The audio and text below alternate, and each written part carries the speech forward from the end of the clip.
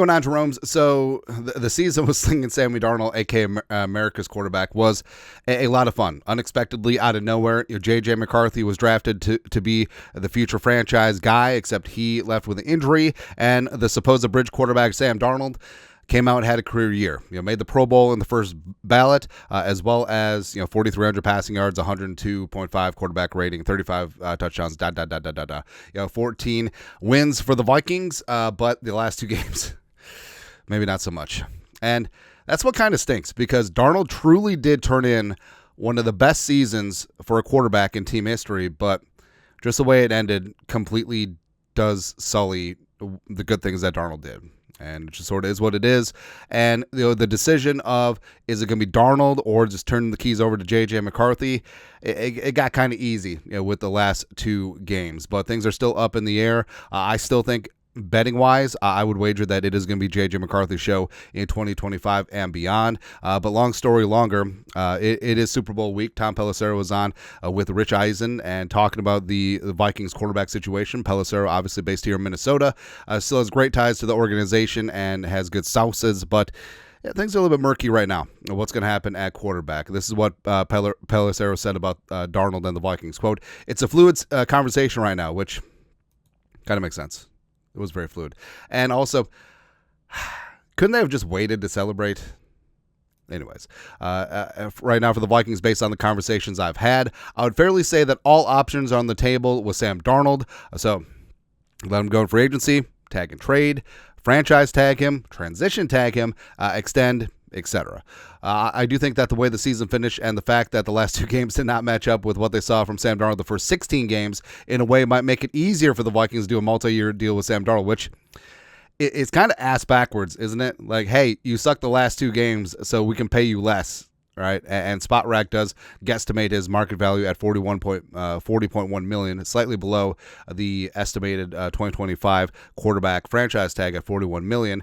And that number fluctuated throughout the season. It was like the stock market. So it was like 35 mid-season, right? So about in line with the Baker Mayfield type deal. It was 52 after the Packers game. It was 52 at this exact moment in time. And then after the last two games, it certainly did drop down. So not only did average per season drop, probably total guaranteed completely flatline. So it is what it is. Fishing up here, because the number you might get close to the franchise tag number, which is around $40 million, right? And the Vikings do have the cap space, but do they have the motivation to do it? And basically, it's going to come down to, what does Kwesi want? Because as we saw last offseason, Kevin O'Connell did want Kirk Cousins back, even off of the Achilles. Kwesi basically said to Cousins as agent, "This is the number that we will offer you. We will not go higher than that. If you can get more in free agency, hats off to you. There you go. We're going to clean up this cap situation so I can have flexibility going forward." So I actually love that. I think Kevin O'Connell is great. He's a quarterback whisperer. I think he's going to be one of the best head coaches in the game.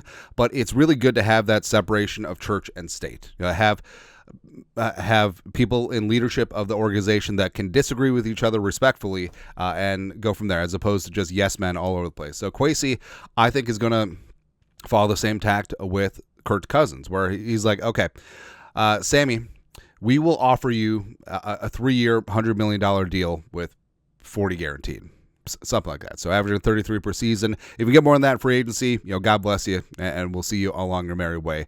And key dates coming up. Things aren't going to happen for a while. Because it's 14 days, 2 weeks, until the franchise tag window opens on February 18th at 3 p.m. Central Time, the only time zone that matters.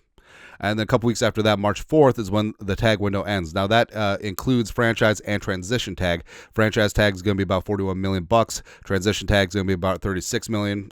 But it would still have the same effect if the Vikings do have a tag and trade situation worked out between Kwesi and another team. Then March 10th, you do have legal tampering. And then March 12th, free agency opens. So the Vikings have to make a decision on a tag. So Kwesi, I'm sure, is lighting up the phones behind the scenes. I'm sure he did some great work down at the Senior Bowl as well. If there's a market for a potential tag and trade for Sam Darnold, because this is not a good quarterback class, and a team that may want Sam Darnold as a free agent, yes, I mean, they may have to look to give up some draft capital. Ideally, it's going to be more than a third-round pick, which the Vikings could be in line for if Darnold leaves in free agency and the Vikings don't cancel it out and get the compensatory picks for 2026. So that's the line of demarcation. Can we get immediate value now in a tag and trade, remember, just because the Vikings put the franchise tag or transition tag on Sam Darnold, as long as he doesn't sign it, it's not guaranteed, doesn't go on the Vikings cap. And if he is traded, which ipso facto, his agent would work out a long-term deal with the team that's doing the tagging and trading. So it is a completely cooperative move. We're not just tagging and trading Darnold to the Shanghai Titans. Ain't going to happen like that. But it could be the Tennessee Titans that the Vikings do franchise tag and trade with, and he gets a long-term deal in Tennessee, right? But the Vikings will have to make a decision with that before March 4th, and then if they don't put a tag on him, and then that the tag and trade option is out the window, then it's just free agency. Right, so then does Darnold re-sign here with the Vikings? I think that would be unlikely. And what could he get in open free agency? It's also important to note that Darnold's agent is Jimmy Sexton.